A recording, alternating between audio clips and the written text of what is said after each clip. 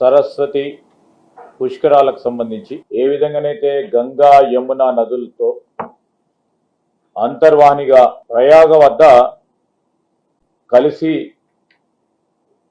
త్రివేణి సంగమం ఉత్తర భారతదేశంలో అక్కడ ఏ విధంగా అనుకుంటామో అలాగే మన ప్రాంతంలో మన రాష్ట్రంలో గోదావరి ప్రాణహిత నదులతో కలిసి అంతర్వాహినిగా సరస్వతి నది ప్రవహిస్తుంటది కనుక కాళేశ్వరం కూడా త్రివేణి సంగంగా మనం పేర్కొంటాం. ఆ విధంగా ప్రఖ్యాతి చెందింది. ఈరోజు పవిత్ర సరస్వతి పుష్కరం మాకు చాలా గుర్తుంది. 2013లో కాళేశ్వరం వద్ద సరస్వతి నదికి పుష్కరాలు నిర్వహించడం జరిగింది.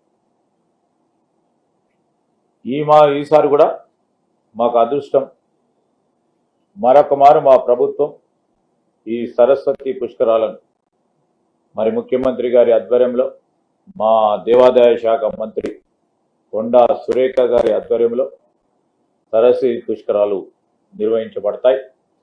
12 రోజులు జరగబోయే పుష్కరాలకు సంబంధించి మరి పుష్కరానికి సంబంధించి ఇంతకుముందే ప్రిన్సిపల్ సెక్రటరీ గారు చెప్పినట్టు గురువు వృషభ రాశి నుండి మిథున రాశిలో ప్రవేశించినప్పుడు 12 సంవత్సరాలకు ఒకటేసారి జరుగుతుంది.